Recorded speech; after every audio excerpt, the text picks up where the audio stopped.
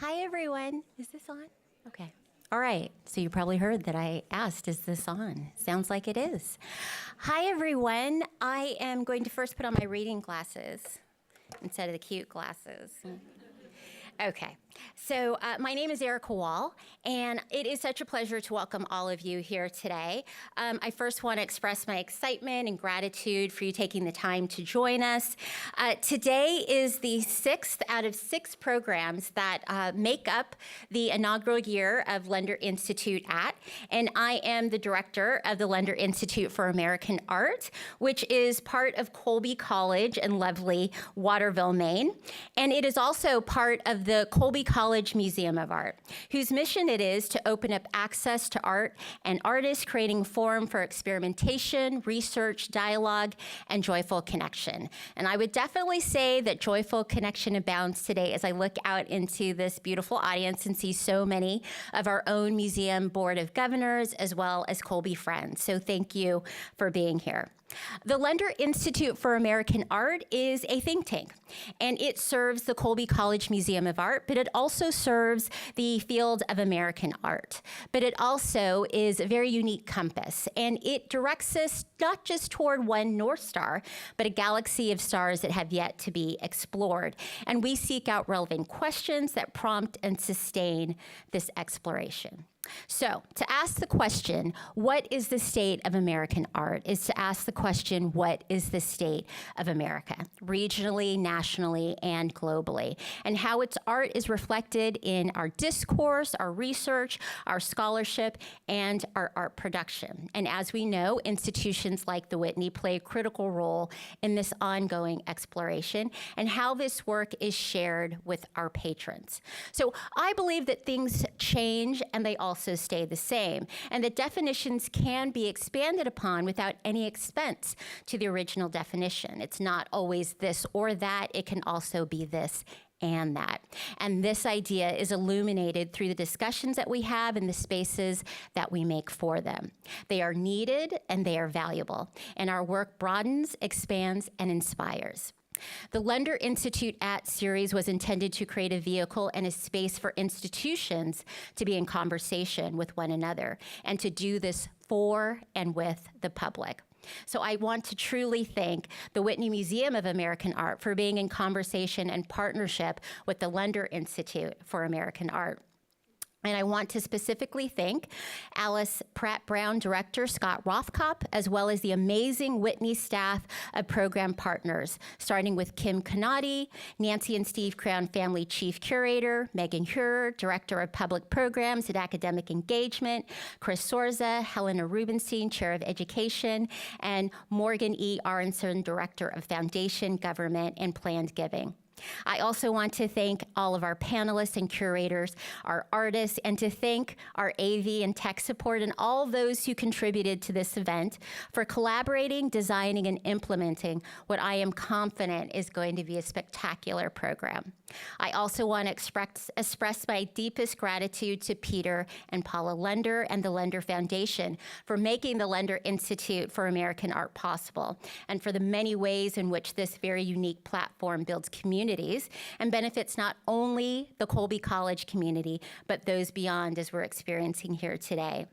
And to that end, today's talk will focus on new art historical narratives and how artists can inspire audiences to understand American art and history from different perspectives. So like you, I'm ready to be inspired. So let's sit back and be inspired and know that inspiration comes from expanding on one single thought. That's all it takes. So thank you so much and enjoy the program.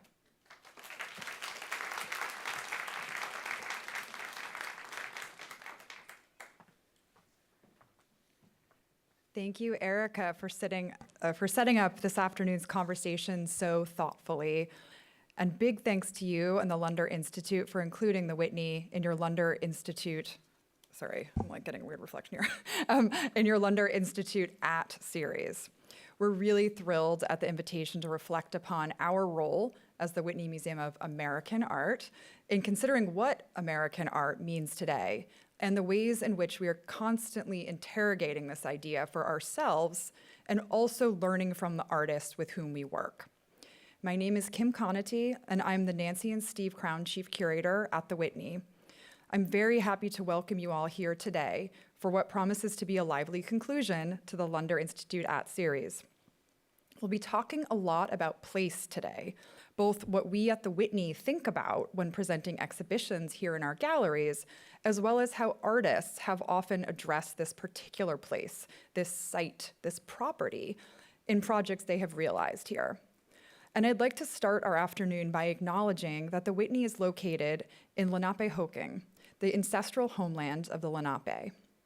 So when we describe our site in downtown Manhattan, it's important to remember, of course, that this name comes from their word Mannahatta, meaning island of many hills. And where we sit today is close to land that was a Lenape fishing and planting site called Sapakanakan, or Tobacco Field, a history that we'll return to, in fact, in one of our panels today. The Whitney acknowledges the displacement of this region's original inhabitants and the Lenape diaspora that exists today. And as a museum of American art in a city with vital and diverse communities of Indigenous people, the Whitney's committed to addressing the historical exclusion of Indigenous artists from its collection and program and honoring the perspectives of Indigenous communities as we work toward a more equitable future. When the Lunder Institute approached us about participating in the research initiative about the state of American art, we immediately thought about our collection, really a core of our institution that is constantly evolving. Its formation began nearly 100 years ago with the institution's founding, but its growth and transformation continue today in really our daily work, how we build our holdings going forward, how we share them, how we display them. And as some of you may know, we've actually also just completed a major research initiative that has built our first ever collection strategic plan. This is a place where we really thought over multiple years about certain questions that we've thought about multiple times in our history. What do we mean when we say American art? What is this kind of American question we continue to come back to? And also, what are our collecting priorities going forward? You'll hear possibly some acknowledgements about this collection strategic plan, in fact, in our first panel, which will look at some of our recent collection displays and upcoming ones as well. The title of today's program, Making Collections, Revealing Histories, really seeks to reflect the work that we do on a daily basis here and the critical importance to us at the Whitney about thinking about the field of American art. So to give you a sort of lay of the land for this afternoon, the program is organized in two panels, the first of which will focus on recent collection exhibitions and how they've served as critical prompts for how we rethink, reframe, and reimagine the Whitney's collection. The second panel will explore artists' engagements with the Whitney, specifically how artists in our program have inspired audiences, and us as well, to understand American art and history from different perspectives. I will moderate the second panel and will offer a fuller introduction to that conversation and introduce our speakers then. And we will have a break between the two panels at 3 p.m. And finally, a reminder to those of you who are here with us in the theater and those of you watching on the live stream that this program is being recorded and will be available on the Whitney's YouTube channel. And closed captioning has been provided by Ishan Howard. You'll see that here.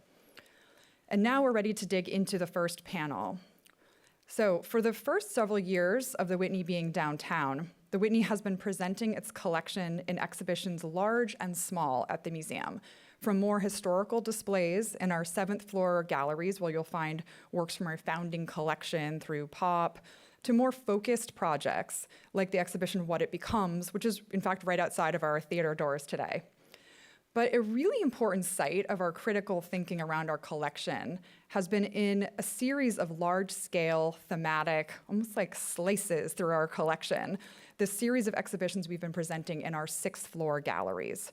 And we're really lucky to have with us today Jenny Goldstein, Jennifer Rubio, Associate Curator of the Collection, Marcela Guerrero, DeMartini Family Curator, and Rejeko Hockley, Arnold Associate Curator, each of whom has worked on one or more than one of these presentations, and will share with us some of the strategies and thinking that they involved, as well as discuss the kind of learnings and challenges with one another.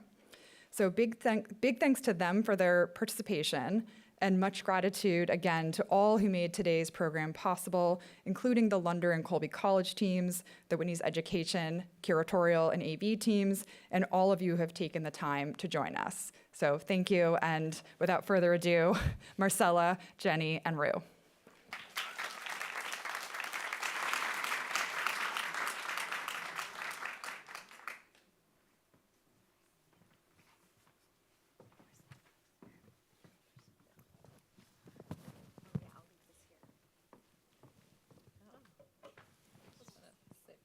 Don't I stand here? You can also sit however you want to do I can it, Jenny. sit. We're gonna sit here. Marcella and I are sitting.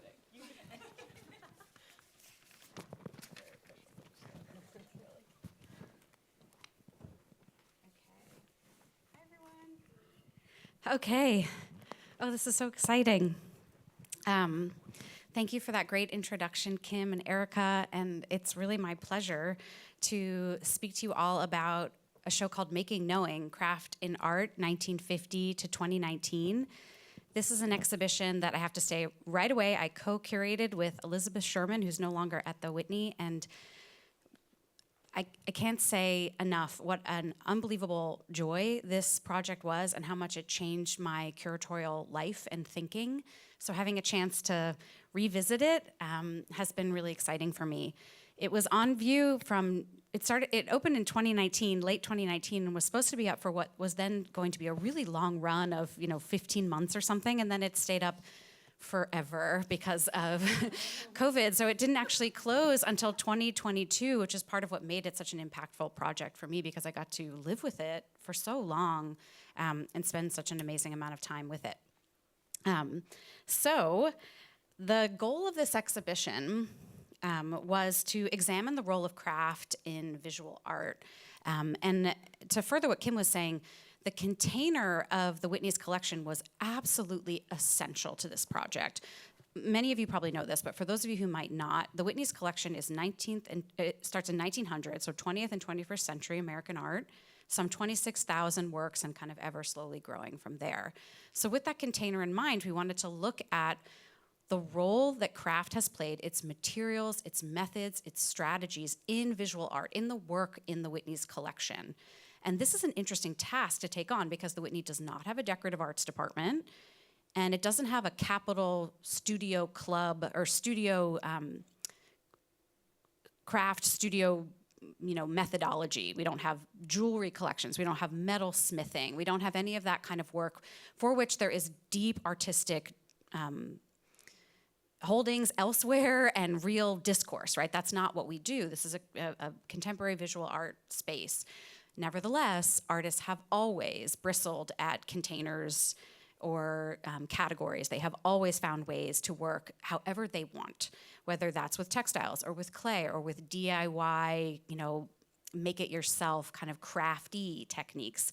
And we wanted to explore how this kind of thinking disrupts all kinds of expectations of how artists are quote unquote supposed to work, the ways in which they reclaim marginalized histories of feminist strategies or works that are associated with the domestic or other kinds of marginalized modes of thinking, how to reclaim this and how to kind of undo these marginalizations. And one of the ways that this happened was through the work you see right here, Ree Morton's Signs of Love. The idea that something that is so hyper-femme would take up this much space.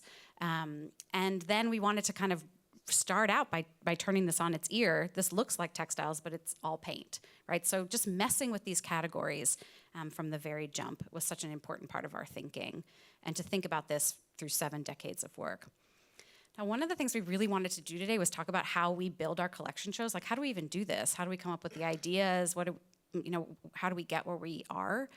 Sometimes it's as simple as a kind of desperate desire to see a work in the collection that we've never gotten to see in the galleries before. And that was very much at the heart of this project. For Elizabeth and me, we had never seen Liza Lou's kitchen, an image of which you're seeing here, a full-scale, one-to-one equivalent kitchen entirely covered in glass beads. We wanted to see it. And we thought, well, what do we have to do to make that happen? How could we think deeply about this object and put it into a kind of rich context? And that's sort of how this show was born.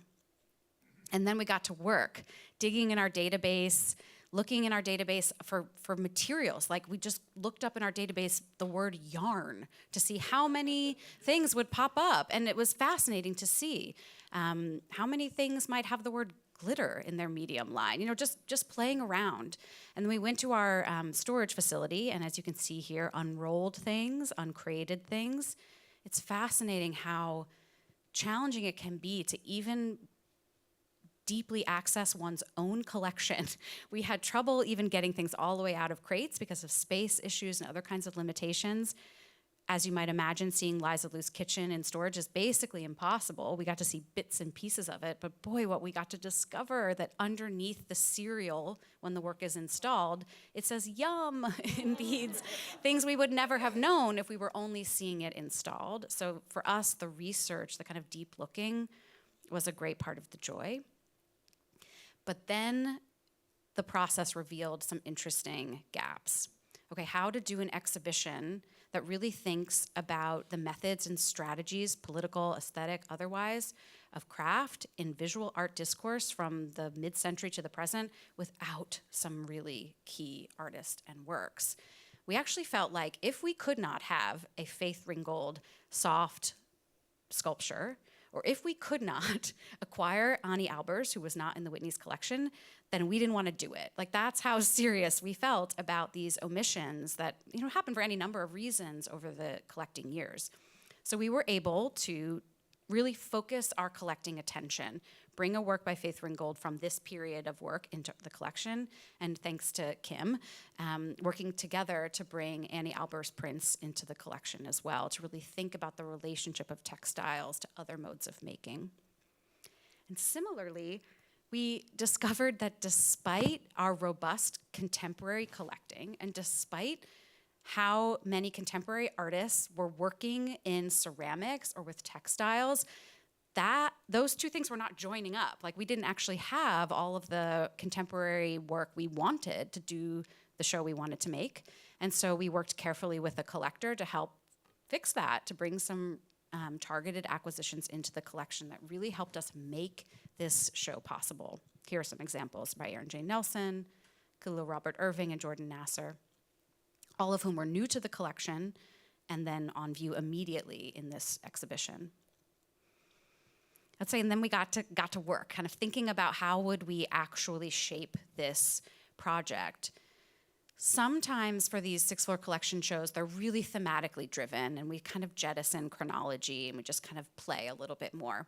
But what became really apparent to Elizabeth and me with this show is that we could actually do an interesting march through late modern contemporary American art history through this lens. We could do abstraction, we could do pop, we could do process, we could do feminist art, we could do a kind of queer aesthetic, and we could do what we call kind of identity politics as a kind of loose category of, say, 90s art to the present. We could do all of that through this lens. And so that's what we did. We looked at abstraction at mid-century, at the influence of the Alberses at Black Mountain College, at the experimentation at Coenties Slip. Some of these histories I know some of you know well. We thought about pop art through its softness, its materiality, as opposed to a kind of cold materialism.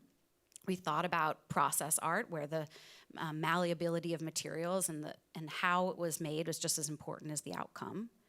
We thought about feminism and this way in which artists who had been, systemically left out of the discourse were bringing kind of hyper ornamentation and hyper femininity into their work to push against those limitations. And we thought about devotion and the decorative, and really embracing that word as a way to think about the 80s and the early 90s, especially at the height of the AIDS crisis. That felt like a really exciting way for us to think about how artists were living through a period of deep loss and deep mourning, and how might devotion and ornateness associated with devotion play out in that discourse.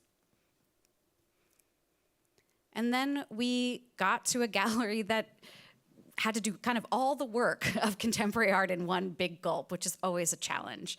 But here we really wanted to think about questions of self, of identity, of place, and the ways in which artists use the techniques of of textiles, of weaving, of embroidery, of beading, of ceramics, to think in really complex ways. I'm not reading out all the names of the artists because there were so many, but I hope you can read them on the screen here. And then a chance, our chance to kind of live with Liza Lou's kitchen, which had been a sort of impetus of this project.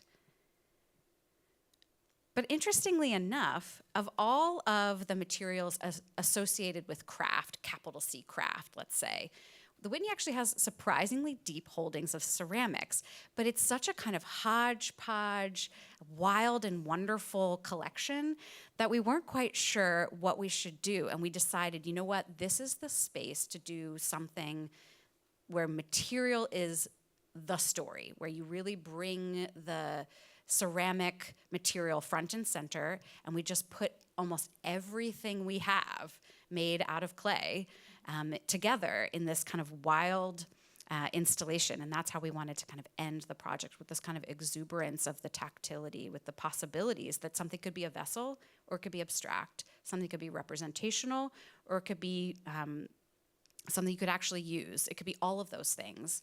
And that all of those gave you a way in to think more deeply about the possibilities of what craft might mean within this collection's context. So that's Making Knowing. Thanks.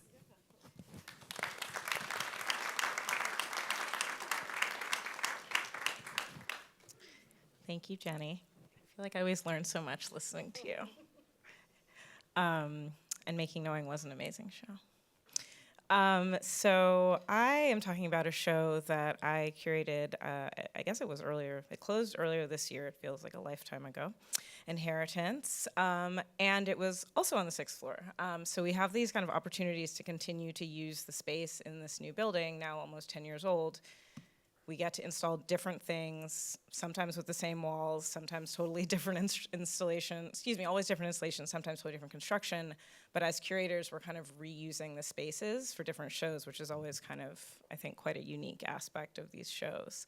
So Inheritance is a show, I was given the charge to work on a collection show for the 6th floor. Like, that was the beginning and the end of the charge, which, is both kind of daunting to get an open-ended kind of suggestion in that way, and also really liberating. And the way that I chose to think about it was to kind of think about the things that I was really kind of spinning in my own head about as a new parent, as we lived through a pandemic, as we lived through kind of the constant crisis of our time, which is, our grandparents probably thought they lived in constant crisis also, and they did in some ways, so this is not new. So kind of trying to reflect on those questions of kind of the cyclical nature of history, of human existence, of life as individuals, but also as a species. And then thinking about how artists think about these questions, which usually when I'm feeling like anxiety about something, when I think about how artists think about it, it makes me feel like a little bit better. So this was basically an exercise in making me feel a little bit better. And it worked. And I've heard anecdotally that it has worked for other people too who saw the show, which actually moves me very deeply to be able to kind of share that with folks and have them pick it up. So that's where we started with this show. There were a few works in the collection that, similarly to the way that Jenny spoke about Liza Lou, acquisitions that had come in that had never been on view, things that I had either worked on the acquisition of or I just really loved, whether I was here when they came into the collection or not, and wanted to see. That's also the beginning and end of the story. I want to see it. This is my prerogative. This is my privilege as a curator. Let's do it. Often in these collection shows, you have this incredibly expansive checklist. You start very pie, eyes in the sky, pie in the sky, and reality comes very quickly in the form of budgetary constraints, logistical constraints. Oh, that's been loaned to another institution. We just showed that last year, the light levels, conservation. There's so many variables about what actually impacts what actually gets out into the galleries. So I really, for this show, I was like, I'm not gonna cut the big, complicated installations. That is what I am gonna try to hold on to, is that we're gonna keep the video installation that has 1 million pieces. We're gonna keep the photo installation that takes up 60 feet of gallery space. We're gonna keep the bitsy kind of weird little thing that you'll see when we get to the end. So that was that was where I started with these kind of goals, and to show some things that hadn't been seen before. I also was able to make this primary acquisition for this show. We kind of go on these trips sometimes as curatorial staff to cities, countries around the world with donor groups at the Whitney. And I was in Kansas City at a collector's home with a group, a donor group, and I saw a version of this piece by Sadie Barnett installed in someone's home. And I was working on the show. Sadie is a very good friend of mine. She's an artist I've long admired. I've long wanted to bring into the collection and had not yet done that. I'm in this person's house and I'm like, oh my God, like this is it. Like this is the moment, this is the person, this is the work. And I was able through like having this charge of this show to, obviously already people were interested in her work, but to really find kind of the institutional impetus, but also the financial support to be able to do that, and it went on view in this show. So the first Gallery of Inheritance was kind of thinking about this kind of intrafamilial, intergenerational inheritance, perhaps what's most commonly understood by that word. So the individual human life scale, kind of what we get from our parents, from our kind of forebears, the ways in which we kind of bring from the past in our own life and perhaps put to the future, but in a more one-to-one way. So Family Tree, Sadie talks about this piece as a kind of self-portrait through as a family tree. So there's no images of her, although that's not true. This is actually an image of her on the lower left, the really cute little girl with the beads, is her as a child.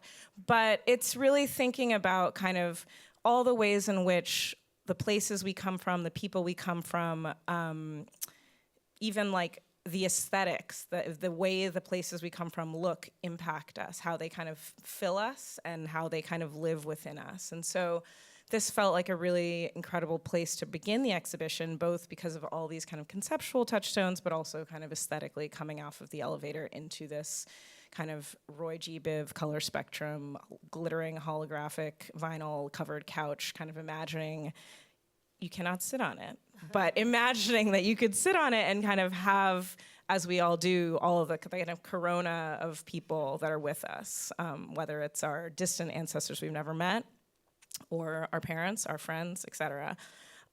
So that was kind of the first exciting big win of this project, was to be able to bring this piece into the collection and immediately show it. This was the kind of, when you came in through that gallery, you came into this gallery, which was topically this related, but what you see kind of at the back is a installation by Bruce and Norman Yonemoto called Environmental. And this is a piece that I knew about actually through Jenny, because this was it was a lengthy acquisition process, and I heard about it over the years and was really kind of intrigued by this piece. And so often as a staff member at the Whitney, as a collecting institution, a curator who works with a collection and kind of incredible colleagues, we're always like hearing from each other, like what's happening, I'm working on this, oh, this is kind of weird, this is so interesting. And this show, I benefited a lot actually from that. And so I'd been thinking about this piece, I had never seen it, because we, as Jenny said, you go into storage, you don't get to, no one is setting all this up for you just like this. They had to purchase the screens. The screens are no longer in really, you buy them on eBay. The museum is buying things on eBay, et cetera, to show the work. It's the question of how do things live into the future, technologically speaking. So you kind of wing it. Like you've seen a video of it, but you haven't really seen the whole thing. You've seen installation shots at other institutions. This is a piece called Environmental, as I said, and it's kind of a hinge from this idea of your personal history to this kind of bigger, kind of more macro histories. So Bruce and Norman Yonemoto, brothers who are from California, of Japanese descent, they were the children and grandchildren of folks who had been interned during World War II. And so the piece is thinking about both the kind of media environment they grew up in terms of kind of the post-war era, as well as the kind of their own family's experience, which was not really talked about. So what kind of seeps into us, both indirectly and directly, from our parents, from the world, from history, from media, and it was kind of an attempt to grapple with that. But this almost cut like 5 times. Because it just seemed, there kept on being these like complications, and it seemed hard, and I was inspired by Jenny and others to just stay the course, and I'm very glad that I did. It was very important to me that this installation for Inheritance was multimedia, that we saw the full breadth of our collection. So as Jenny said in Making Knowing, you could do the full 1950 to present run of art history, and I really wanted you to be able to come to the Whitney. Many of our visitors in the new building, it's their first time coming here, maybe it's their only time coming here. If you come and see the 7th floor collection, you're getting 1900 to 1950. If you come and see the 6th floor, you should be able to get 1950 or 60 or 70 to present, and get the full breadth of our collection, medium-wise, kind of thematically, et cetera. So I didn't want to cut those things. From there, this was my deepest desire of this show, and where I started was with Lorraine O'Grady. River's first draft. And so this is a 48 print photographic project that was a performance that she did in Central Park in 1982. And it kind of tells the story almost like a kind of Pilgrim's Progress, of kind of how she came to be herself as an artist, as a person. And it's an allegorical tale. So there's, the woman in white represents her mother. She is the child of Caribbean immigrants. So the woman in white is grating coconut, symbolic of this kind of background. She appears over and over. She grew up in New England. So you have the kind of whaling boat, New England whaling boat. She appears at different times in her life as a young girl, as a young woman, and as kind of her fully actualized kind of artist self. And so she talks about this piece as being the piece that has kind of all the elements of her practice kind of enfolded within it. And Lorraine O'Grady is about to turn 90 years old next week, I believe, or in 2 weeks. And this is a piece that had come into the collection in, I think, 2017, had never been shown. And she had not seen it at the Whitney, number one, but she had not seen it, I think, in her own kind of life, in its own room, kind of with this like really beautiful, like all of the power and the kind of resources that an institution like the Whitney can bring to bear. And it was really important to me that we show all of it, because there's a version, you can show half of it. I wanted to show all 48 photographs. I wanted to give Lorraine 60 feet of gallery, which is like a huge amount of gallery to devote to an individual artist. And I wanted to do that because this is a very important work of art to me. And it's also because Lorraine is a Black woman in her 90s who's been working as an artist for 50 years. And I wanted her to come and be able to sit on these benches and hold court, which is exactly what she did. She came and she was here. She had her friends. She had her family. We shot video, we had content for the website, documentary, people came and photographed her in there, she got to do all the things. And it was really important to me that we be able to provide those resources to artists, because that's what we're here for in large part, is to kind of be in service to artists. So this was never gonna get cut. But it was also complicated. I skipped over a couple galleries just to get us through.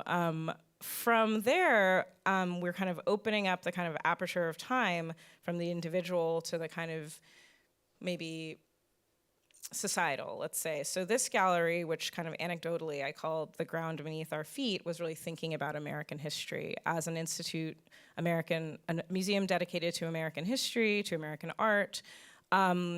One of the kind of things we have to grapple with, obviously, is the history of enslavement in this country, and its kind of foundational nature to our country.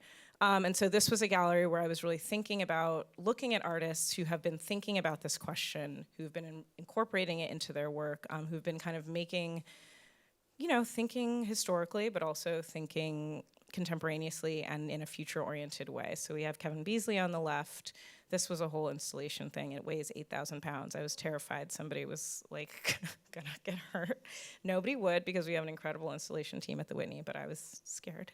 The piece on the back wall, you can see kind of on the left side of the right wall, if you will, is a piece by Cameron Rowland called Life and Property. It looks kind of deceptively simple, But this was actually one of the most kind of complicated pieces in the exhibition to realize. This is a piece that has these 5 two-way scanners that you can see installed. Each one of them is set to NYPD radio communications in each of the 5 boroughs. And wherever the piece is installed, it is tuned out loud into the galleries, playing out the radio communications, internal, I should say, radio communications of that borough. So here at the Whitney in Manhattan, we played Manhattan. If it was at the Brooklyn Museum, it would be Brooklyn, so on and so forth. But as an acquisition, as a piece that came into the collection, we purchased this, what you're seeing. But we had to, run cables from here all the way into the rafters of the ceiling of the museum outside to be able to get the signal in order to actually be able to have this playback accurately. And so there's that whole complication logistically. But then also, what also is part of the collection. Maybe do I just press play? Okay. Got Color 175. 17501. 10 location. Holiday Post 1. 33 Holiday Post 1. 7. West 164th Street, Fabrish Park, in the park. Units be advised you're cutting each.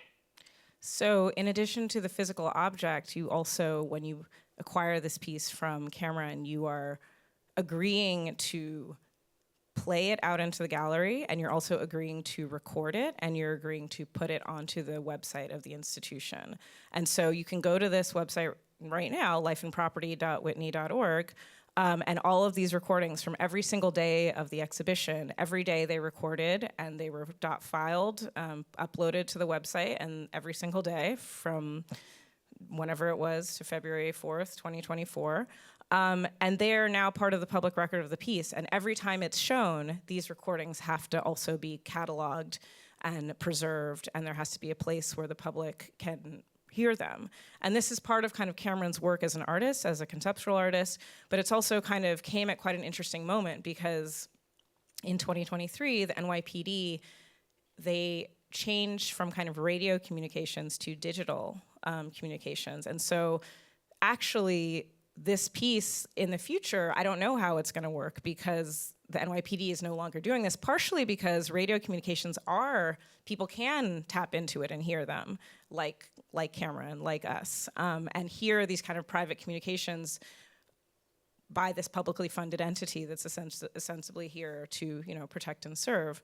But it lives now on the website forever, and that's part of the piece, and it was kind of very complicated to do that, but I felt, obviously I didn't know the NYPD was gonna do that, but now it's like it's kind of an amazing record that we have that we were able to kind of preserve because of an artist thinking about the connections essentially between kind of where the foundations of the police force in the United States come from, its connection to a history of slavery in the United States, its connection to enslaved Africans, to Black and brown folks today being primarily over-policed in not just New York, but in New York where we live. And so it has all these different layers to it, as does all of Cameron's work, actually. And then this second to last piece I want to talk about is a film called The Inheritance. The show is called Inheritance, and this is a film that Chrissy Isles, our colleague, brought in through the Film and Video Committee. And this is another thing Chrissy kept talking to me about. Do you know this artist, Effie? This film is so amazing, you should watch it. I don't know, never watched it. One day, finally watched it, just randomly. We have part of our film and video acquisitions, we have a research website I see Ferris back there, that our colleagues have put together, which has been so amazing for us as curators to be able to actually see film and video works and consider them for this kinds of show, because we can't just go to storage and see them in the same way. So I watched it, was completely transfixed, immediately was like, I must also show this. And that's kind of how we got here. And this is a film that lived kind of in the film circuit, didn't really live in the art world per se. Ephraim had not seen it in a kind of museum context. And so I think that was also quite interesting, how things are translated in the different kind of institutions and kind of arenas that they may live. One of the things that happens when you are in a collection show at the Whitney, when your work comes into the collection, is that people see the work, obviously, and you have a kind of much wider viewership, but you also sometimes get asked, do you want to do a public program? How do you want to engage with the public at our institution? We have this free Friday nights. And I'm bringing this up because I think when we think about what it means for an artist to come into an institutional collection, there are so many different things it can mean. The financial aspect for them, just the kind of feeling of, wow, I've made it. I'm in the Whitney's collection. I'm among all my creative peers that I've looked up to for so long. People get to see my work, which, every artist, that's, I think, what they want. But then also you get to dream a little bit with some resources. And so this is a program that Effie had done elsewhere, deep listening and light dancing. But he did it here in this room, and he was set up in the corner DJing his personal vinyl. There was really cozy seating, really sexy lighting, the sunset. He had kind of a reading table of different books that he was kind of inspired by and thinking about the film. So it was kind of exciting to see how a piece in the collection can go on view and then kind of open up this whole world for both the artists and our audiences. And then finally, the show ended with Sturdivant's Gonzalez-Torres entitled Blue Placebo. Each of these pieces you see are candies wrapped in blue cellophane. This is a piece that was not a recent acquisition. It's from 2016. And it had been seen in the Breuer building. It had never been seen here in this new building. So again, thinking about how things change and thinking about how we can relate to kind of our new setting with all of our windows, with the city kind of right there with us, and how you kind of can end an exhibition in a kind of contemplative place and also deal with the problems of light levels and art. Thank you.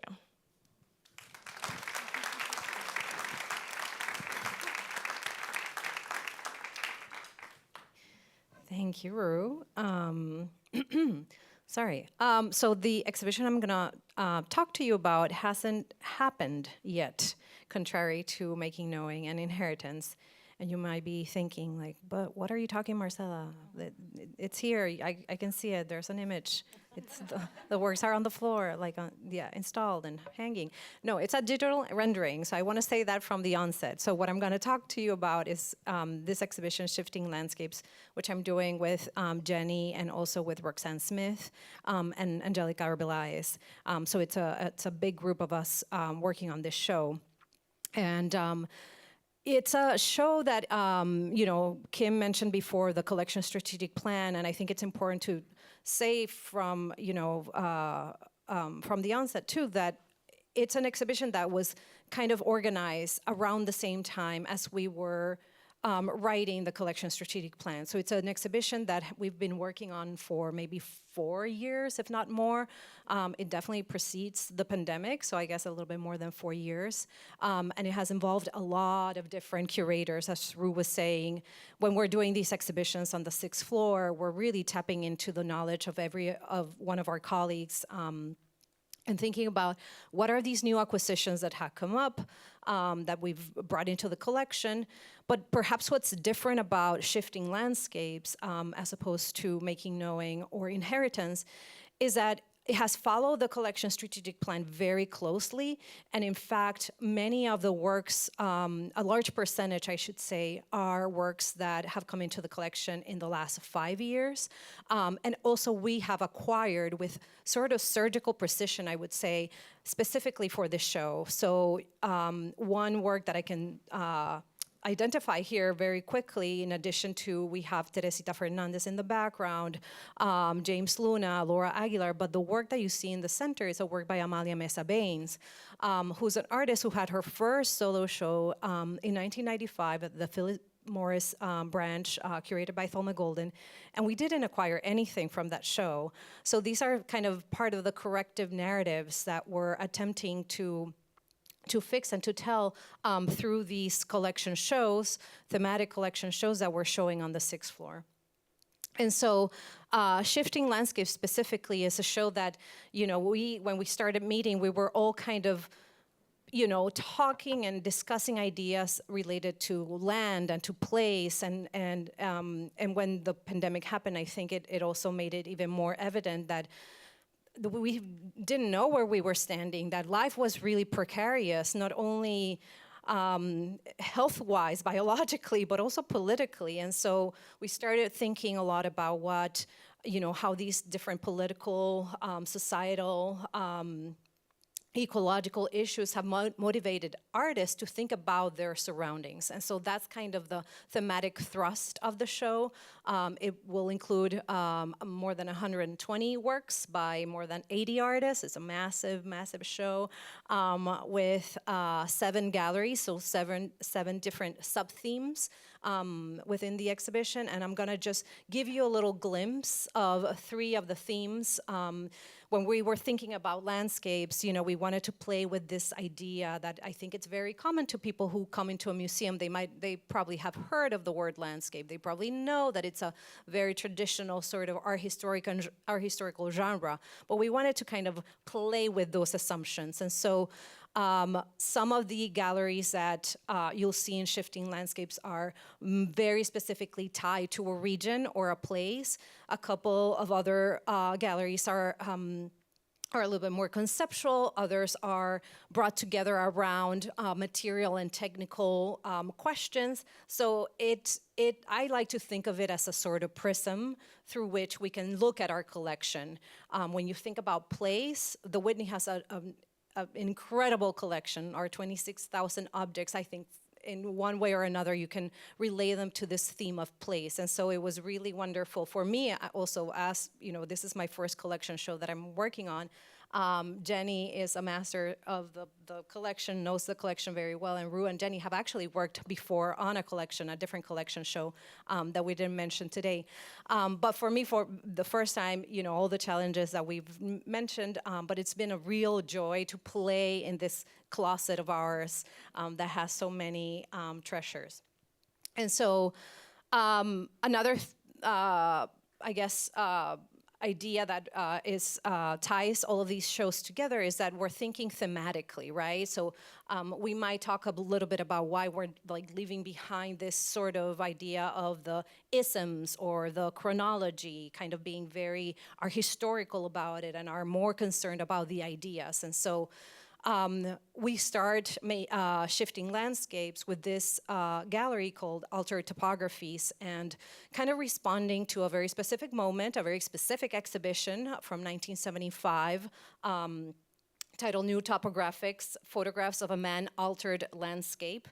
And kind of using that as a point of departure. And because we have photographs by that original group of artists, to think about how contemporary artists, and actually many women artists, the majority of the artists in this gallery are women, have carried on those ideas, those preoccupations, but are looking at it through a slightly different or more political lens. They're thinking about colonization, about war, about the climate, and are using kind of as concerned about conceptual photography as the original New Topographics, but giving it a more political undertones.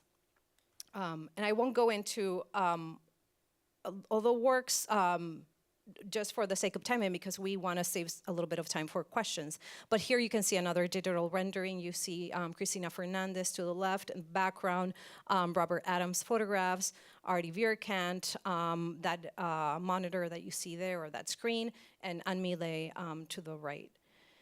Of course, this is a museum of American art in New York City. We have many examples in our collection of works that have to do with New York City, and we wanted to honor that. We wanted to think about how artists have been inspired by the cityscape of New York, even almost thinking about New York as a collaborator, or if we want to put it in more kind of romantic terms, this muse, right? Have they been, singing together with the city? And so we wanted to reflect that. You're going to see this rendering. It's a little, the meetings with Scott were like, are you doing this?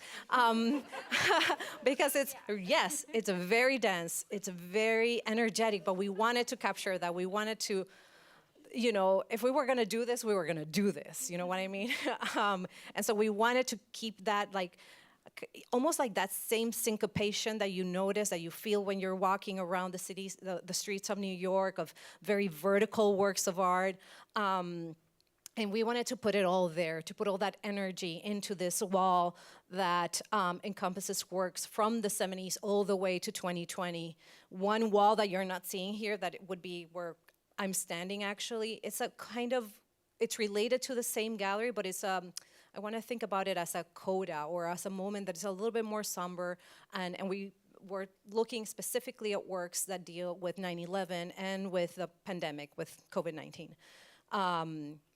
And then finally, the third gallery that I'll mention out of the 7 is this one, Another World, where we wanted to think maybe less literally about landscapes, like what could be an emotional landscape, what could be, you know, an imagined landscape that didn't necessarily respond to, in this case, we were thinking like, what if it's humans turning into nature, humans kind of in fellowship with their environment?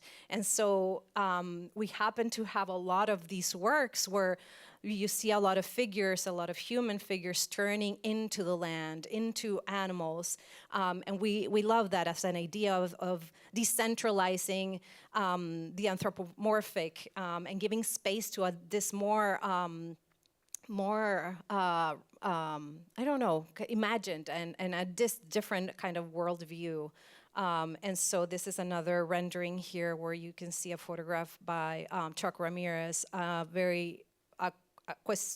acquisition that's still in progress, so don't show this to anyone, of Dona Huanca in the background, and even beyond Dona Huanca, an Ali Sansar, beautiful, gorgeous piece that's going to be in the terrace, and then Firelei Baez of this Ciguapa figure, this mythological figure that's emerging out of one of these 16th century maps where knowledge was racialized and put into these categories. And Firelei is saying, no, this is not the way I'm going to organize knowledge. This is not my map making, my wayfinding. I'm going to create this new world, this very royal figure that's emerging out of these wind charts.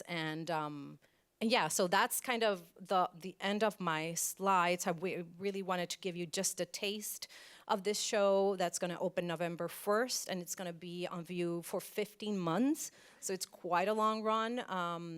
And also, you know, give a shout out to another collection that we didn't have time to talk about, but it's right outside, and maybe during the break you can look at it.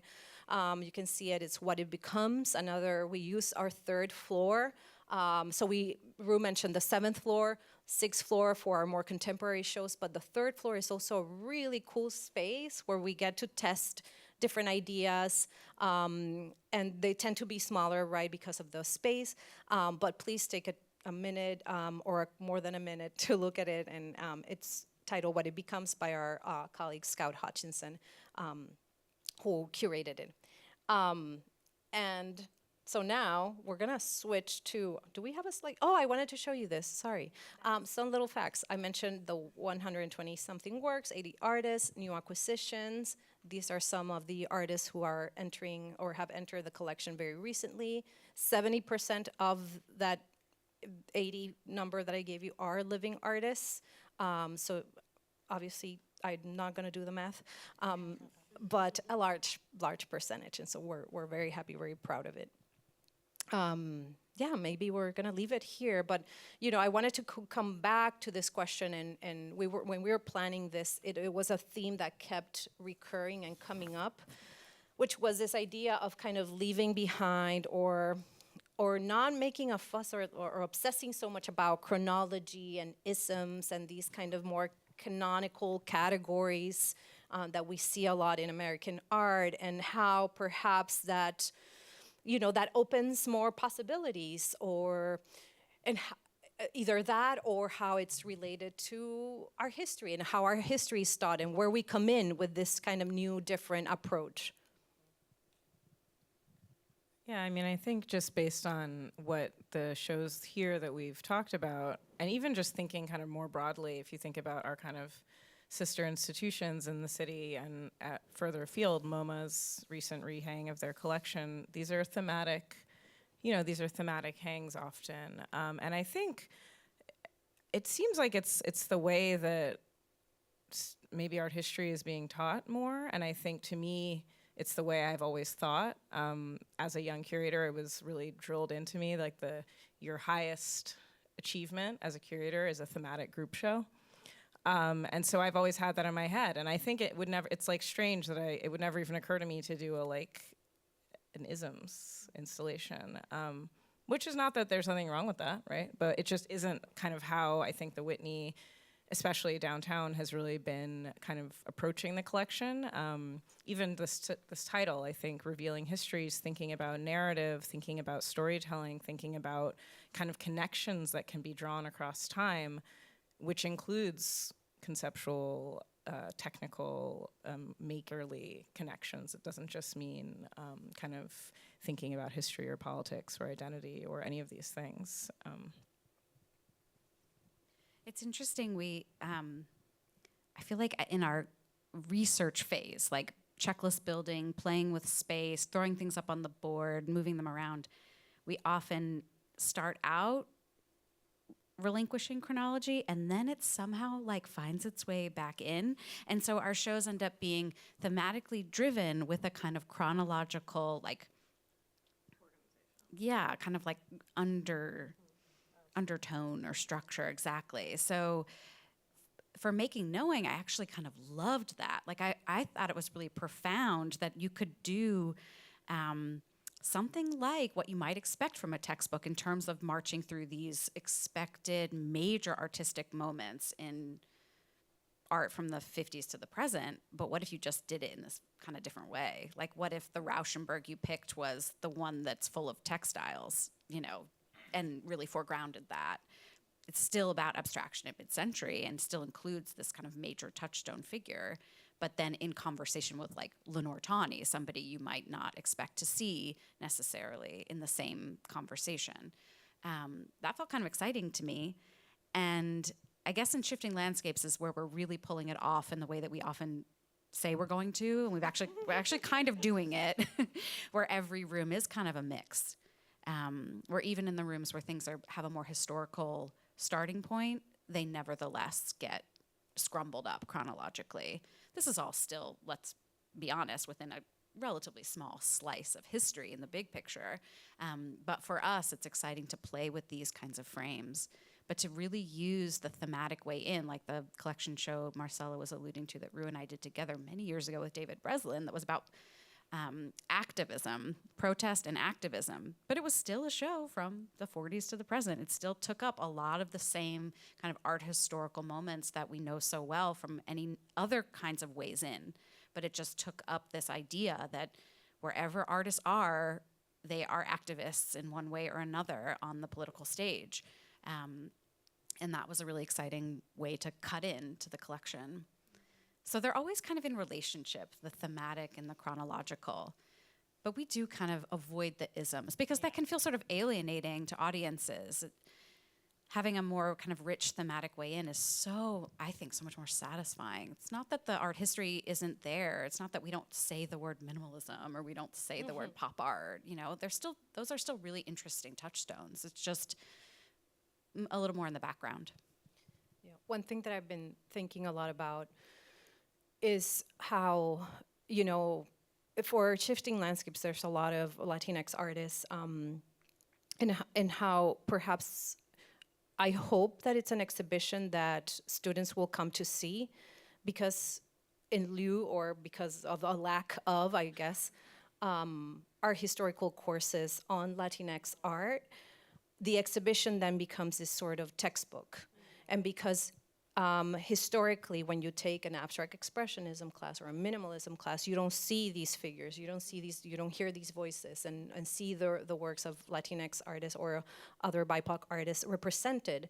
So, not that there aren't, obviously there are these artists who have worked in these modes, but how important it is then for exhibitions to fill up this space, this void and vacancy of knowledge, and how obviously, or maybe not obviously, but I think every exhibition is always like you want to spark someone to research more, or to, if they see the work of an artist, a young curator, maybe possibly in the future, think of a survey or a retrospective on that artist. So we want that to be kind of the launching pad for more research, I guess.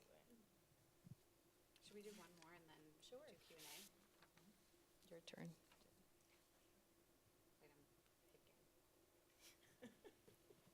Should we talk about the effects for artists? I feel like you got to this a little bit. We've all had really interesting experiences with the artists, the living artists in our shows, and the relationships that we form, and the impact that the projects we do can have, even if the work has been shown before, or even if the work's been in the collection for a long time, or even if it's brand new, in all those configurations. I mean, I think one of the things that was most gratifying for me with Inheritance was the number of artists who were in the show who were like, I've never been in a show with this person. Or my work has never been in dialogue, whether in physical proximity or in kind of conceptual discussion with X, Y, and Z artists. And I particularly Black and brown artists, because I think often in the context of kind of corrective histories, in the context of kind of expanding the stories that we tell about American art, about history in general, for good reason, there are a lot of shows that are, and I have done those shows as well, where we're thinking about like a kind of identity group in a particular historical time period, and what the kind of art of that time, that the histories they were left out of, often, and what we can now kind of reinsert into the narrative. And I think that's really important, and I love those shows, and I will continue to do those shows. But I also think it's really valuable for people to be seen as people, for artists to be, I'm an artist and I'm thinking about other artists, and I'm thinking about my peers, and I'm thinking about art history, and it's really exciting for me to be discussed in a totally different context. And that shouldn't be kind of a privilege or shouldn't be exceptional, but I think sometimes it is. And so that's kind of one of the things that I didn't like think about that. I didn't expect that, but that kind of happened repeatedly, that artists were like, well, I've never been talked about in this way, or it's really interesting to me to be next to this other artist, or like, it just makes me think about my practice differently, which is, I think, a super valuable experience. Yeah, I agree 100%. I think especially when we look at shifting landscapes, how exciting it is that we can, sure, there's a big percentage of artists of color, but we don't have to call it the exhibition of artists of color. They're integrated into this story that we're telling through this exhibition. And not that there's nothing wrong with it, but I think we've reached, or I want to think, a point in the history of this institution, at least, where the integration of voices is happening. And to your point, anecdotally, when we started inviting artists, one of them told me, oh yeah, I told them with one of the other names of the artist, and he said, oh yeah, I've been in a bunch of shows with this person, but they're ethnically specific shows. And so they've received the news so well, and it's like, oh my God, I'm showing with this person, Basquiat, and like all of them included. It's like so incredible. And then also you tell them about our very generous honorarium that we pay artists. Yes, honorariums. Every museum should pay honorariums. And anyway, it's been it's so always so thrilling when you invite an artist and they're so happy, Well, and artists, when they come into the collection, you have a lifetime membership to the Whitney, which I think there's a lot of things that with the honorarium, the lifetime membership, and then the kind of beyond your lifetime kind of care of that object, which I think is such an important part of what we do. We do we have our little lives, we do our jobs, but we're kind of making decisions for, the Whitney's been here almost 100 years, maybe the next 100, the second 100. And these objects will still be here, being cared for by like our really amazing colleagues in conservation and future curators who are making decisions about, okay, so Cameron Rowland, like, I don't know how we're gonna show the piece from 2022, but we're gonna figure it out, you know, because we're committed to artists now and in the future, even when none of us are here. So that's something that I think artists always bring up, like what the kind of power and really like deep meaning of being brought into a collection. And how perhaps a curator who might not be at this museum anymore brought them into the collection many, many years ago, and now we're seeing that same work through maybe a different lens. These are like little behind the scene things that happen that I think we're sharing them here because otherwise we don't have a platform to do it. But they're so exciting, at least they feel to us. We think they are. But we have a little bit of time if there are any questions from the audience. Oh, I see a hand. Here comes a mic. Here comes a mic. First of all, thank you so much for this insightful perspective on exhibition making. It was really lovely. So, big round of applause. And it was really wonderful to see these different perspectives also on making. And you've talked a lot about restraints that you're discovering, which is always great because you find workarounds, I imagine. But I was really curious if there is like one exhibition in your mind, maybe you haven't thought of this, where you have no restraints, maybe even like not restraints in terms of what the audience would be. This one exhibition that you would love to make and you wouldn't have to think about what other people would say maybe, or maybe that's not your directive. You know, it could be that you're actually making for an audience and you would do, like I would be really curious to hear from all of you, which is the one exhibition that if money or like anything wouldn't matter, you would want to do still in your lifetime. Outside the Whitney is also fine. Wow.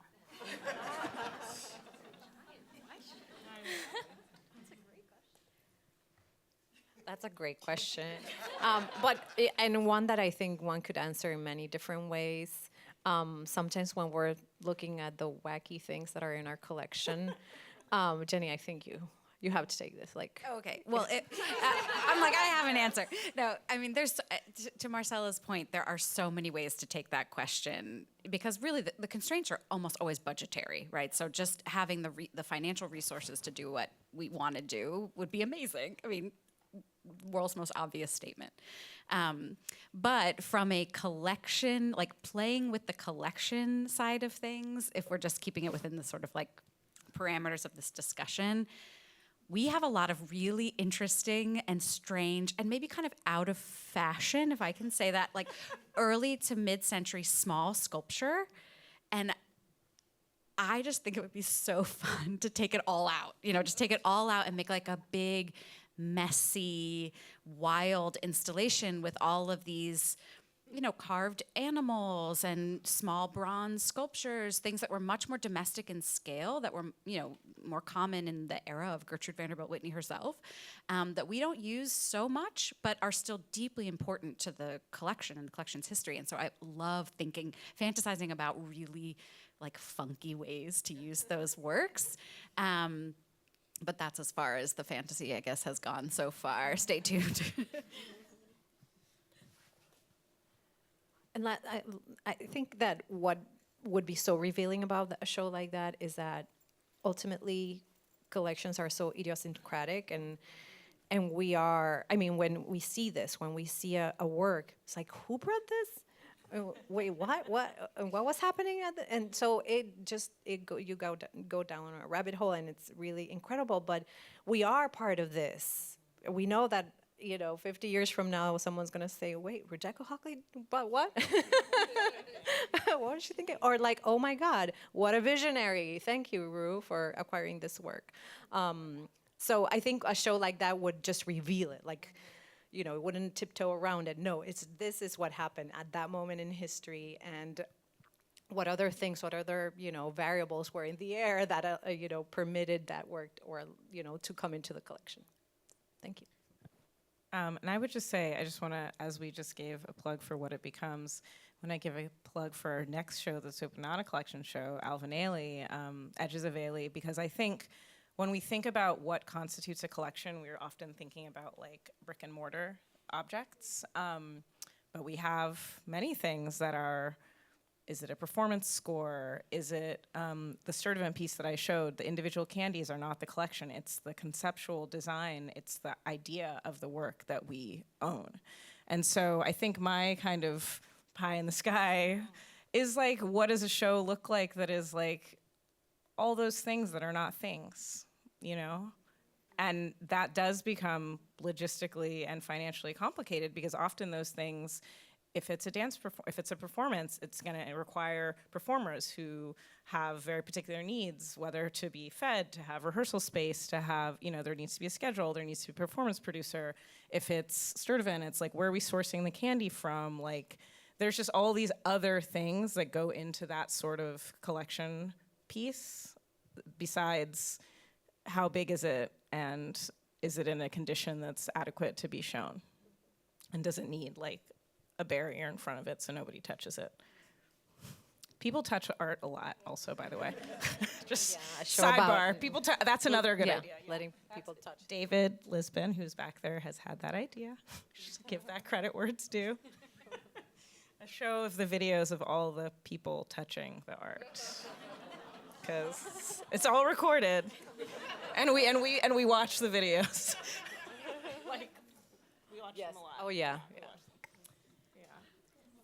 I just want to, I don't know if this is working, but I just wanted to say I think your talk was fantastic and just even giving us the platform for all of us to think about what's worth even looking at and what makes us think about something in a new way. And, you know, we're coming at it like from the Colby perspective of seeing our kids look at many different topics and themes. But what I thought was really great was in art, like I want my kids to come see or see this talk or whatever. Because it's by definition visual or conceptually visual, you're like, oh, I never thought of a textile in the context of that political movement or whatever whatever you're trying to get at. And I wanted to thank you for bringing that to our attention. But I wondered what way in which do you canonize your thinking after each show? Do you guys catalog it and put it down so that it becomes in memoriam? Here's a new way of looking at this work, this period, this artist, or these isms, or is there a process for that? I mean, we hope so. I mean, I think everything goes on the website. I mean, the Whitney's website is very comprehensive, and the archive of past exhibitions is very deep, like goes back decades. And the texts that were written, the labels, often the full checklist, any videos that were made, whether with the curators, with artists, are all there. Collection shows don't often get catalogs, which is one of the main ways in which exhibitions kind of live into posterity. So, yeah, I don't know.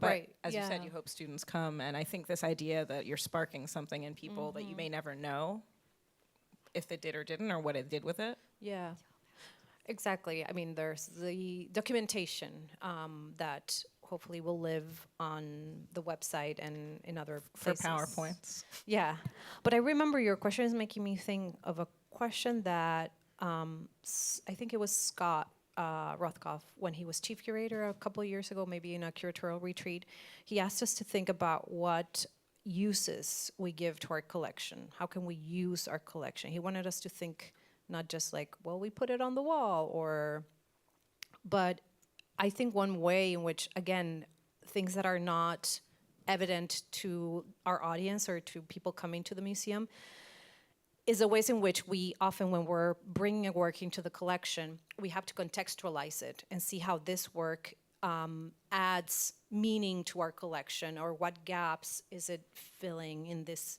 big history, right, that we're trying to tell. And so when we do that, when we contextualize a work, we often think about like, this work would have been good in this exhibition.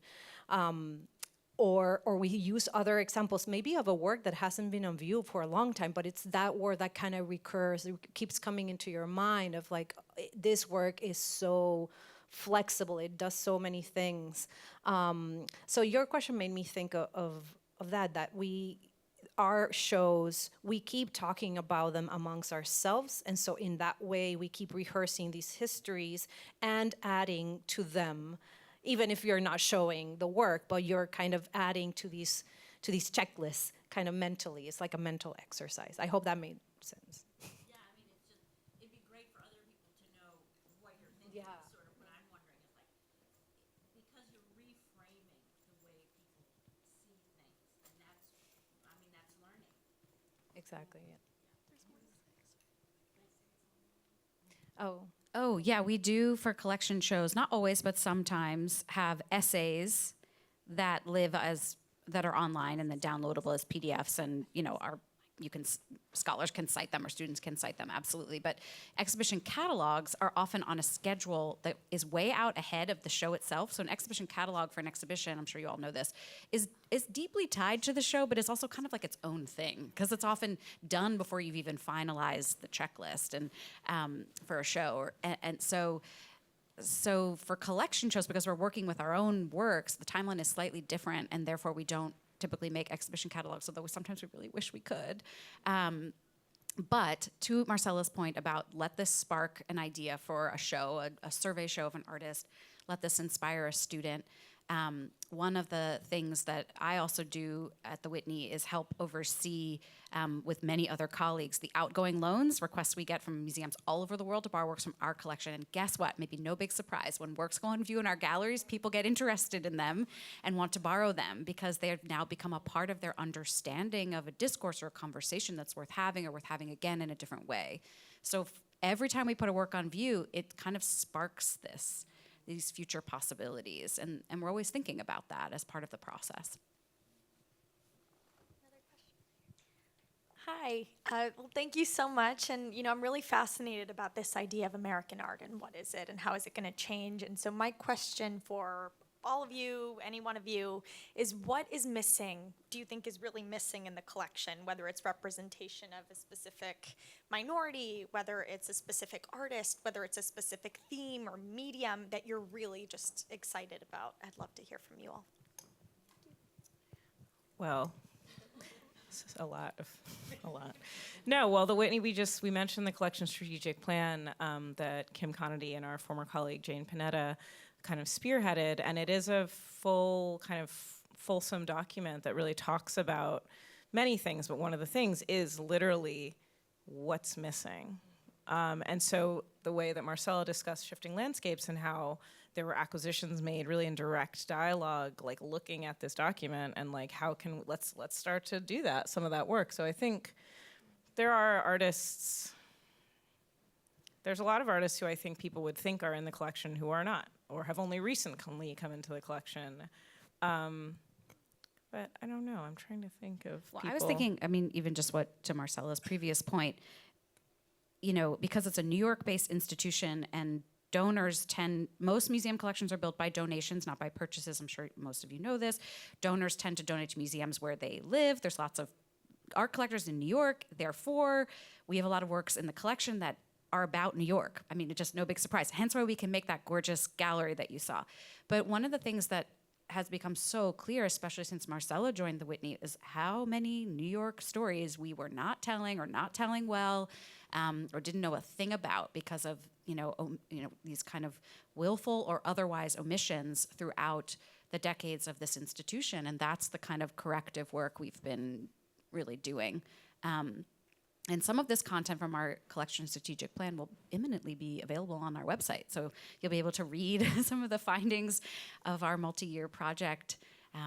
So that'll be exciting for everyone. I think we're out of time. It's 3 o'clock.